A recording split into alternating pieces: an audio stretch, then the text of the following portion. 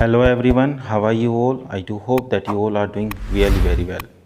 मैं आप सभी का इंग्लिश ग्रामर की एक और क्लास में बहुत बहुत स्वागत करता हूं। आज की क्लास में हम पास्ट टेंस के बारे में स्टडी करेंगे।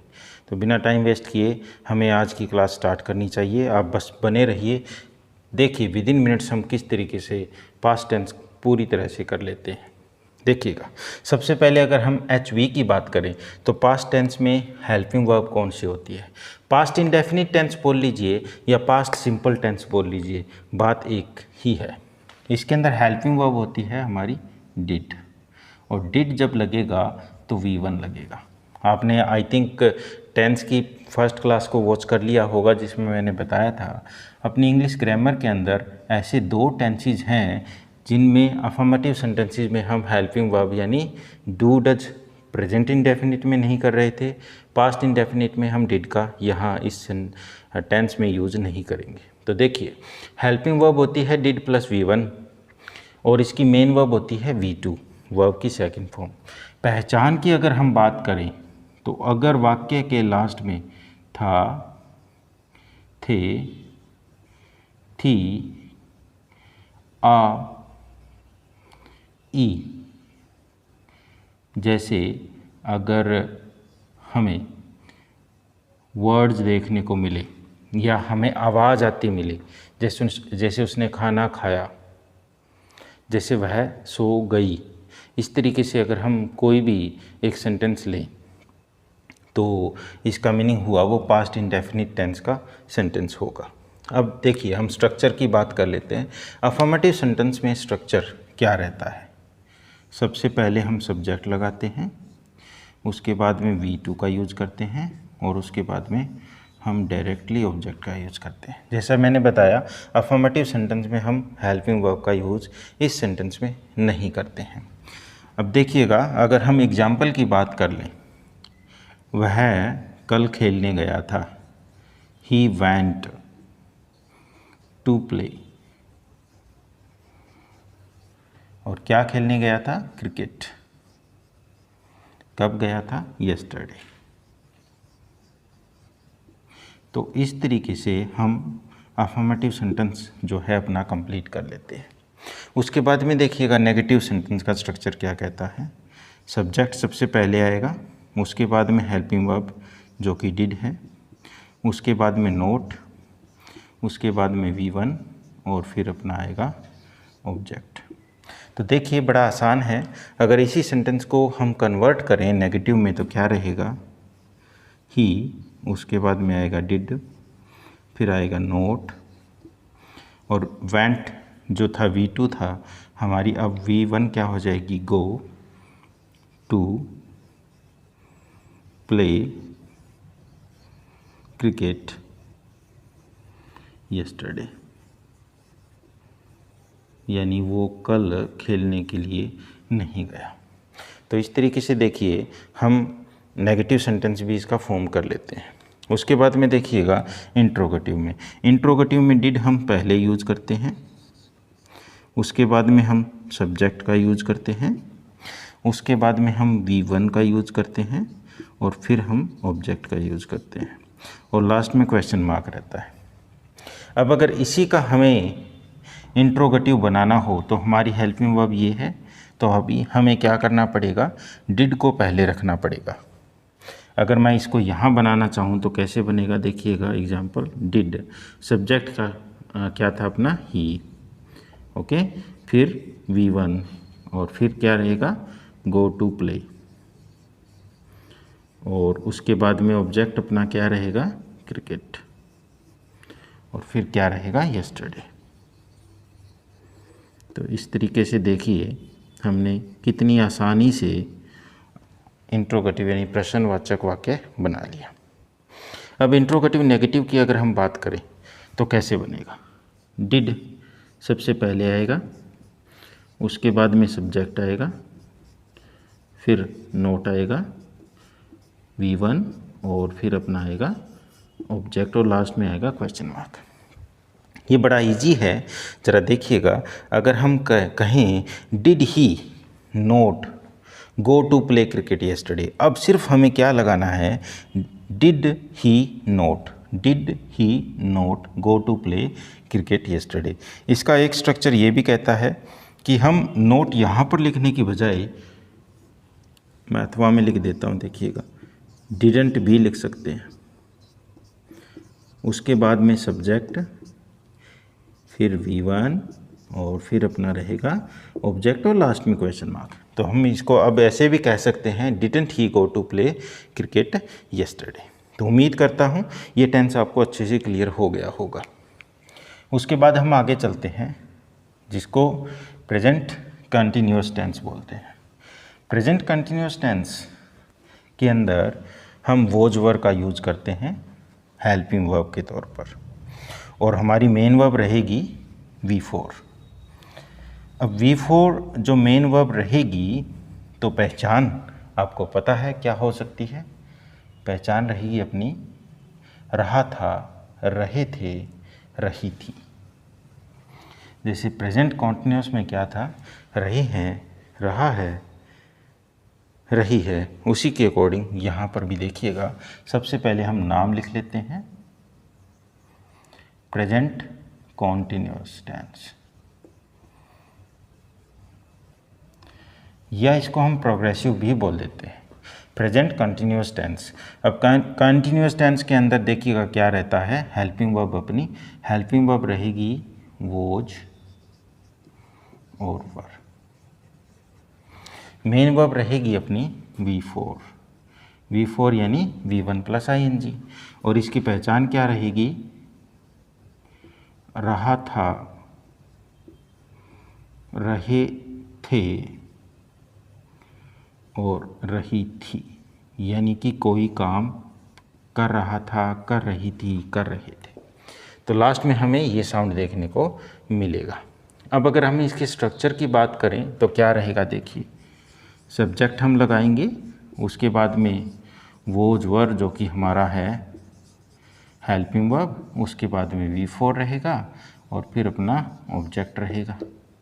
ठीक है, जैसे विद्यार्थी पढ़ रहे थे, अब हमारा सब्जेक्ट क्या हुआ, the students. The students were studying, और क्या पढ़ रहे थे, वो ऑब्जेक्ट हम ले लेंगे इंग्लिश, कि विद्यार्थी इंग्लिश पढ़ रहे थे। तो इस तरीके से देखिए हमने एक सेंटेंस फॉर्म कर लिया है। अगर हम नेगेटिव की बात करें तो बड़ा सिंपल है, वॉज वर हम लगाएंगे, उसके बाद में हम नोट का यूज़ करेंगे, उसके बाद में हम V4 का यूज़ करते हैं, और लास्ट में हम ऑब्जेक्ट का यूज़ कर लेते हैं और फुल स्टॉप रहेगा। बड़ा सिंपल हो जाता है ये भी। जैसे द स्टूडेंट्स, यहाँ हमने लिखा द स्टूडेंट्स, फिर उसके बाद में वर आएगा और फिर नोट का यूज़ हम करेंगे। उसके बाद में देखिएगा अपना V4 जो है वो रहेगा स्टडिंग, और इंग्लिश अपना ऑब्जेक्ट हो जाएगा। ठीक है, अब देखिएगा इंट्रोगेटिव के अंदर क्या रहता है, वोज वर को हम पहले यूज़ कर लेते हैं, वोज लिख लेंगे या फिर वर लिख लेंगे, उसके बाद में सब्जेक्ट, उसके बाद में अपना रहेगा ऑब्जेक्ट। बड़ा सिंपल सा स्ट्रक्चर है। अब आप ज़रा देखिएगा, जो वर था वो हमें यहाँ पहले रखना है, तो ठीक है हम रख लेते हैं वर को पहले। उसके बाद में अपना सब्जेक्ट क्या था, प्लस नहीं आएगा क्योंकि प्लस तो हमने यहाँ लिखा हुआ ना, the students, were the students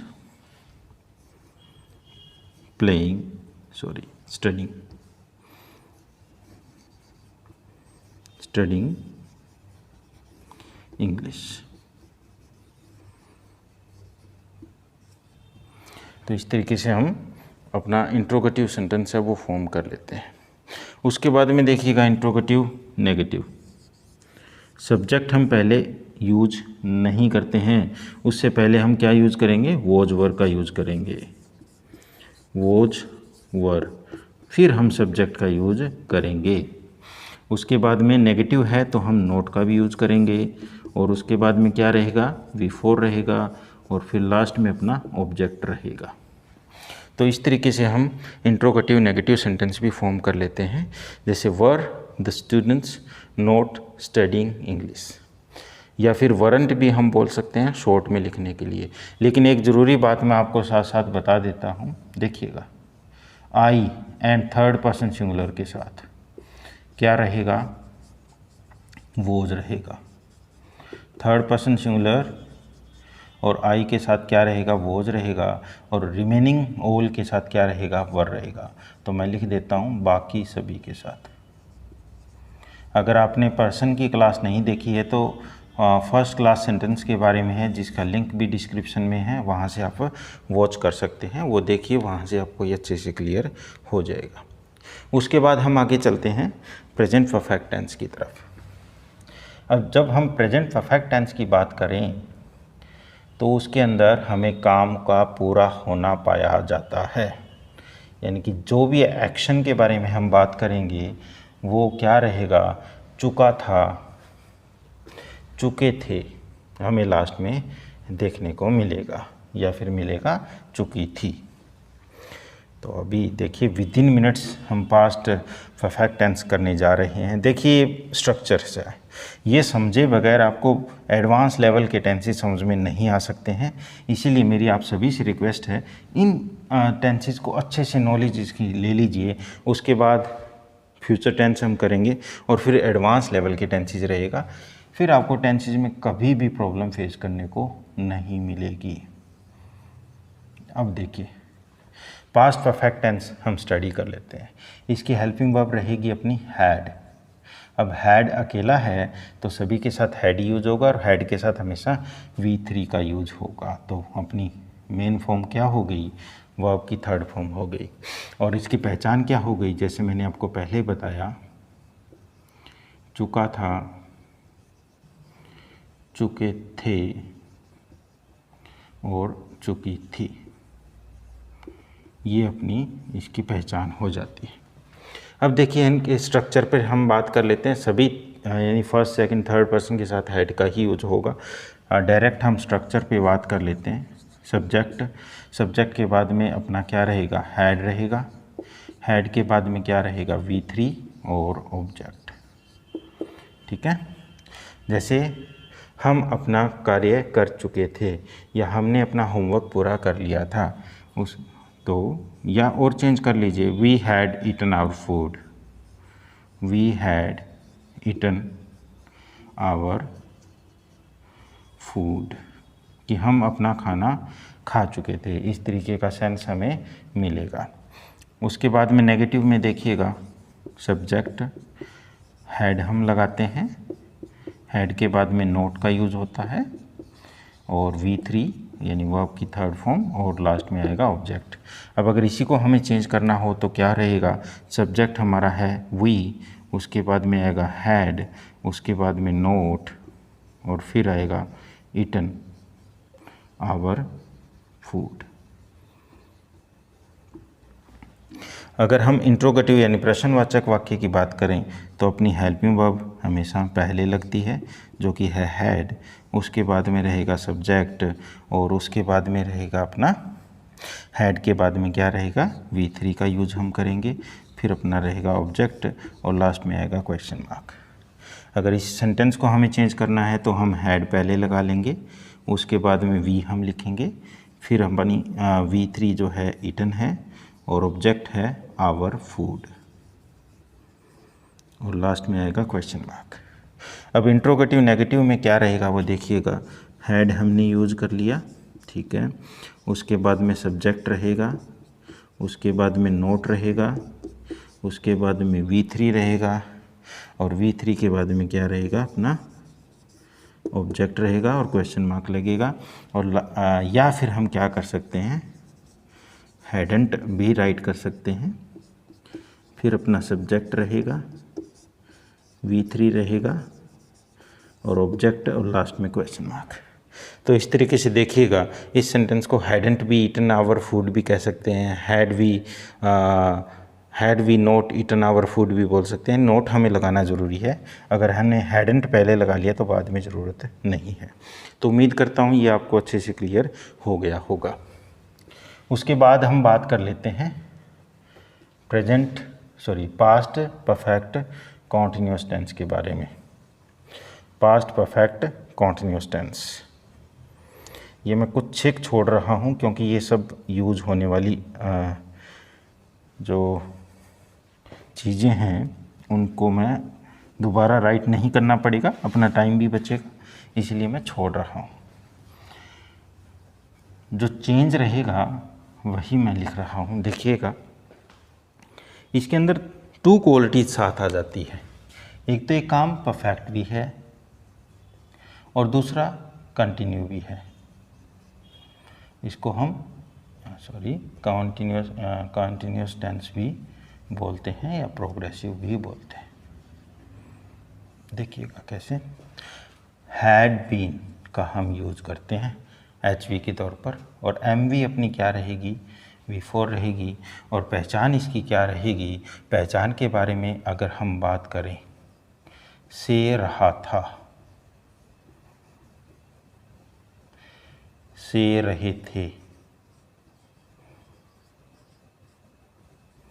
या फिर से रही थी, तो ये पहचान हमें देखने को मिल जाती है। अब देखिएगा ये यूज कैसे होगा। अफर्मेटिव सेंटेंस में क्या करेंगे हम, had plus been plus V4 plus object, उसके साथ साथ हमें लिखना पड़ेगा सिंस फॉर प्लस टाइम। ठीक है, यहाँ तक हमें लिखना पड़ेगा। और उसके बाद भी स्ट्रक्चर ये कंटिन्यू कर जाता है, तो उसको मैं अगर आपको बताना चाहूँ एडवांस लेवल की क्लास में, मैं वो चीज़ें आपके सामने क्लियर करूँगा कि किस तरीके से हम इसको आगे कंटिन्यू कर सकते हैं। देखिएगा, अगर हम इसका कोई भी स्ट्रक्चर लें तो हम कह सकते हैं कि वो दे हैड बीन फाइटिंग, कि वो सुबह से फाइट कर रहे थे सिंस मॉर्निंग। तो सुबह से हो जाएगा, डेफिनिट अपना टाइम है, तो since morning. Okay, when I went there, कि जब मैं वहाँ गया तो वो सुबह से फाइट कर रहे थे। जो आगे वाला एक पार्ट रह गया सेंटेंस का, वो मैं आपको एडवांस लेवल की क्लास में क्लियर करूँगा, डोंट वरी। उसके बाद में देखिएगा, ये सब्जेक्ट प्लस हैड, अगर हमें नोट लगाना है तो यहाँ लगाना है, और बीन को हमें मेन वर्ब के साथ ही रखना है, यानी V4 के साथ ही रखना है। उसके बाद में अपना क्या रहेगा, ऑब्जेक्ट रहेगा, और फिर रहेगा सिंस, उसके बाद में 4 रहेगा, और फिर रहेगा अपना टाइम। तो इस तरीके से हम ये स्ट्रक्चर पूरा कर लेते हैं। ज़रा देखिएगा कैसे। अगर हम इसी सेंटेंस को कुछ चेंज करें तो क्या रहेगा इसमें नेगेटिव में, दे हैड नॉट बीन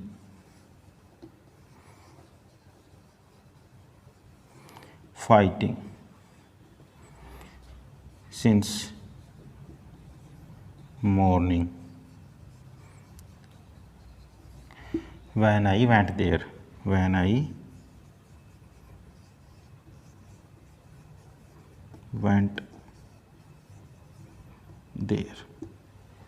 तो इस तरीके से हम ये स्ट्रक्चर अपने आप में कंप्लीट कर लेते हैं। अब अपना आता है इंट्रोगेटिव का स्ट्रक्चर। इंट्रोगेटिव में हेड तो हम पहले लगाएंगे, सब्जेक्ट लगाएंगे, और बीन क्या रहेगा, वो मेन वर्ब के साथ रहेगा, यानी V4 के साथ रहेगा। उसके बाद हमें ऑब्जेक्ट का यूज़ करना है, उसके बाद में हमें सिंस या फिर 4 हम यूज़ कर लेते हैं, और फिर हम टाइम का यूज़ कर लेते हैं। तो इस तरीके से देखिएगा ये अपने आप में इंट्रोगेटिव सेंटेंस बन जाता है। अगर हम यहाँ से देखें तो हैड हमें पहले लगाना है, हमने लगा लिया। उसके बाद में सब्जेक्ट अपना क्या है, दे, और फिर क्या रहेगा, बीन। फिर रहेगा अपना बीन, उसके बाद में रहेगा अपना फाइटिंग जो कि मेन वर्ब है, V4 है, उसके बाद में रहेगा सिंस मॉर्निंग, और फिर जो बचा हुआ क्लॉज है वो हम लिख सकते हैं when I went there, last में क्वेश्चन मार्क आ जाएगा। इंट्रोगेटिव नेगेटिव में क्या रहेगा देखिए, हैड हमने लिखा, सब्जेक्ट लिखा, तो नोट हमें बीन से पहले लिखना है, यानी उसके बाद हमें बीन यूज करना है, फिर अपना V4 रहेगा, फिर उसके बाद में ऑब्जेक्ट रहेगा, फिर अपना सिंस रहेगा या फिर 4 रहेगा, और लास्ट में रहेगा टाइम, उसके बाद में रहेगा क्वेश्चन मार्क। ठीक है, अगर इस सेंटेंस को हमें कन्वर्ट करना है तो कैसे करेंगे, हैड हम लिख लेंगे पहले, उसके बाद में दे, उसके बाद में नोट, फिर लिखेंगे बीन, फिर लिखेंगे फाइटिंग, और फिर लिखेंगे सिंस मॉर्निंग,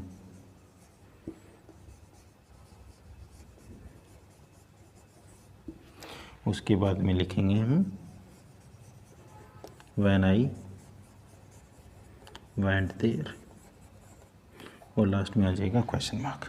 तो इस तरीके से देखिए विदिन मिनट्स हमने सारे पास्ट टेंस के जितने भी पार्ट्स हैं, पास्ट इंडेफिनिट या simple tense, past continuous tense, past perfect tense, past perfect continuous tense, ये अच्छे से कर लिए हैं। विद स्ट्रक्चर मैंने आपको करवाया है। ये बिल्कुल बेसिक्स क्लासें हैं। अब जब बेसिक्स आपका स्ट्रॉन्ग हो जाएगा, बेसिक्स जितने भी रहते हैं, जो जो पॉइंट बेसिक में रहते हैं उन सभी को हम बेसिक्स में काउंट करते हैं। ये साउंड होने के बाद, स्ट्रॉन्ग होने के बाद आप एडवांस लेवल की क्लास अच्छी तरीके से समझ पाएंगे। Thank you very much for your time. Have a nice day.